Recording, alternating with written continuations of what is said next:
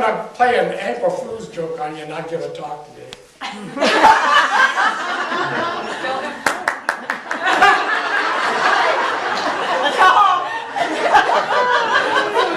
glad we've got a group. We experienced Christmas yesterday again, which is really good at our place. We were supposed to go to the fundraiser. Stella and I were going to go. We promised Annadelle. Are you here, Annadelle? Someplace? She did make it. That we would go to the fundraiser for the Vision Academy Arts.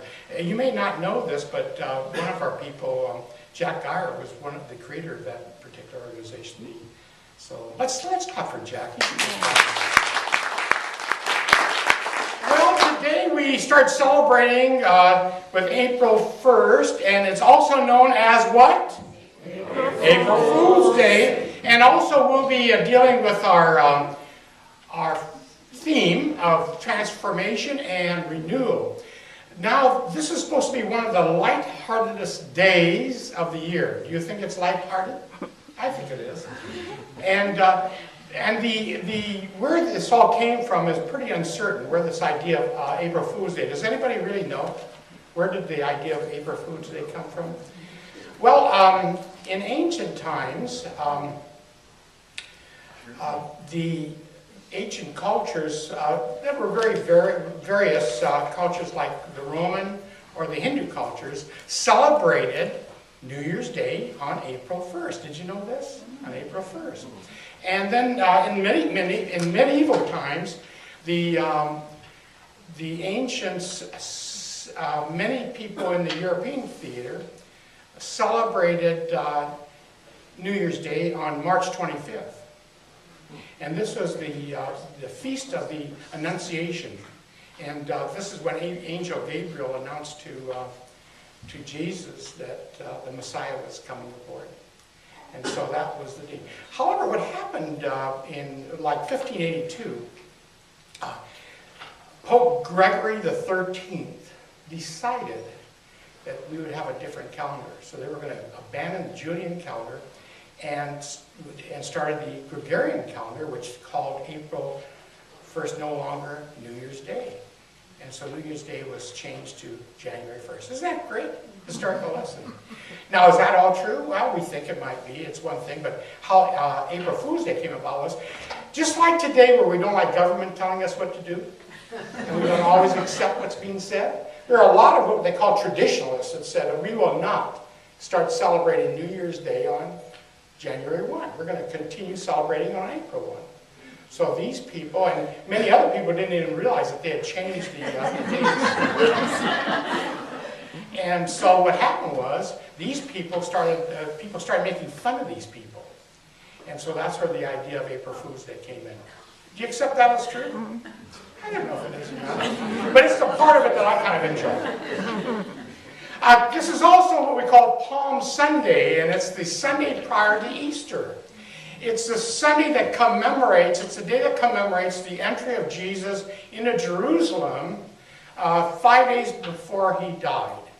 I wanted to say before he was murdered, but I didn't think that was appropriate for today's talk. So we didn't say that 5 days before he died. And so the people did, in those days, the custom was that if you were welcoming people into your city, they would spread palm leaves along the way. And that was a sign of welcoming. So that's where the idea of Palm Sunday came, because then we decided to accept the idea of Palm Sunday as a symbolic to our victory, triumph, and being very successful and abundant. And what's ironic about that is when we started creating themes 20 years ago here at this church, we decided to put that all together because the idea of transformation and renewal has to do with success. It has to do with abundance. It has to do with how we change our consciousness to where we can be the glory that we are. And so today we're going to start that idea of renewal and transformation. And we start there by saying we need to drastically change our perception of how we view this world of form. And this is what we mean by transformation. We need to change in conscience the nature of how we view where we stand in the scheme of everything. And does the world of form, does the price of gas, the $5 a gallon, or does the economy, all the social events that's occurring in our life, does that have power over us? Because that's what this is all about. Does it have power over us?